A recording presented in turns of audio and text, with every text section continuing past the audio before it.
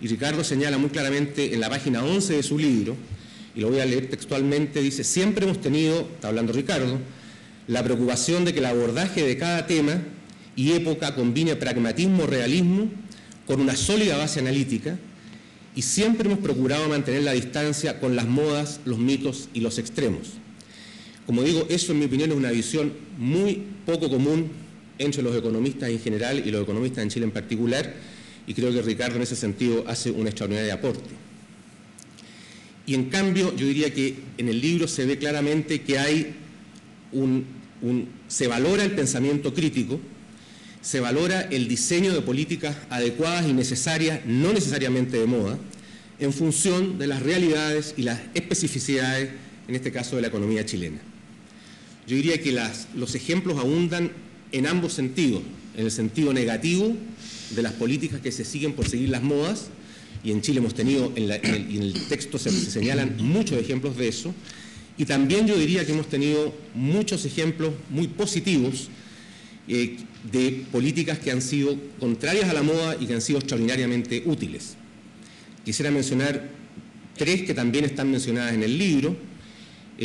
Por ejemplo, y me tocó como experiencia personal vivirla y conocerla y experimentarla y en alguna medida sufrirla,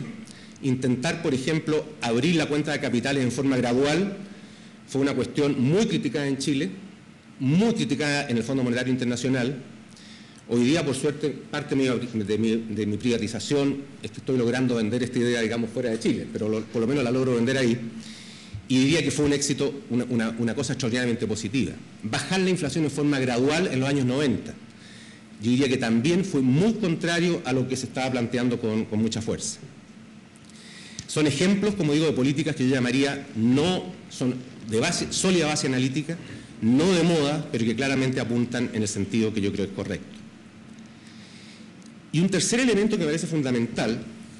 es que Ricardo insiste en su libro en que las políticas macroeconómicas tienen que estar siempre, digamos, guiadas porque los precios que él llama precios clave, el más importante diría yo el tipo de cambio, la tasa de interés, los salarios, pero sobre todo yo diría el tipo de cambio, desde el punto de vista de las posibilidades de hacer cosas en el corto plazo, en muchas ocasiones hay que tener mucho cuidado de que esos precios no queden completamente o muy desalineados de lo que podríamos llamar sus valores de equilibrio, por mucho que se los determine el mercado.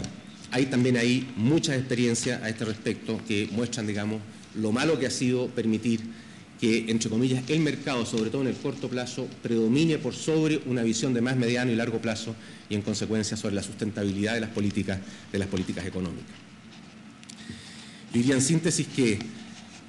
Ricardo ha hecho un esfuerzo notable por utilizar el instrumental de la economía, la rigurosidad analítica, en forma criteriosa, aplicada, dosificada a la realidad chilena. Yo, por último, diría que el gran mérito de este libro es abrir la discusión con el tipo de... He dado algunos ejemplos, digamos, de las cosas que me parecen a mí que son novedosas y que no están en el discurso público abierto que vemos normalmente, digamos, ni en la academia ni en la prensa, en un ambiente que en general yo creo que ha sido bastante enrarecido, lleno de descalificaciones para que tienen visiones algo diferentes a las que son, digamos, las visiones más del establishment. Y me recuerda, y quisiera dar un solo ejemplo, de lo que fue la situación de Argentina antes de la crisis de la convertibilidad. A mí me tocó estar en varios seminarios y discusiones mientras estuve en el Banco Central y después del Banco Central, con las autoridades económicas máximas de Argentina, y en esos seminarios discutir la posibilidad, discutir la eventualidad de que Argentina dejara la convertibilidad era una cosa que dichas autoridades no estaban dispuestos a discutir. Ese era un tema que quedaba fuera del análisis, fuera de la discusión, y ustedes comprenderán que si algo de lo que fue la crisis de Argentina, si ese tipo de visiones o de actitudes ayudó, fue a crear una crisis, yo diría, mucho más grande de la que se pudo haber creado si se hubiesen diseñado mecanismos de salida para la crisis de Argentina. Y lo último que yo diría es que hay dos cosas que me parecen a mí muy importantes que inevitablemente yo creo que no pueden haber estado en el libro, o están en realidad, una está en el último punto, en el desafío número 10 que plantea en la última página del libro,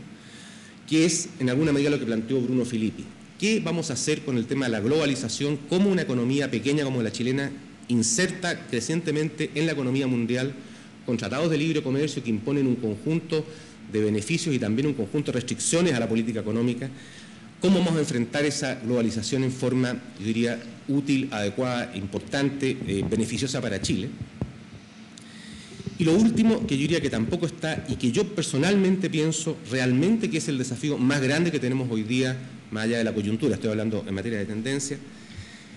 como país, y es qué hacer con la abundancia de recursos que tenemos hoy día como consecuencia fundamentalmente del alto precio del cobre y de una política fiscal como la que está diseñada. Yo diría que la magnitud de recursos que se están acumulando y que yo pienso que más allá de la crisis coyuntural actual internacional se van a continuar acumulando en los próximos años, realmente es el desafío más importante, cómo utilizar esos recursos en una forma que permitan mejorar la competitividad, la productividad y también desde el punto de vista social la situación redistributiva en Chile sin generar un impacto macroeconómico negativo. Termino felicitando una vez más a Ricardo y decirles que ojalá, la verdad es que no tengo muchas dudas, pero de repente cuando me baja el pesimismo tengo algunas dudas, ojalá este sea un libro de lectura obligatorio en las universidades. Muchas gracias.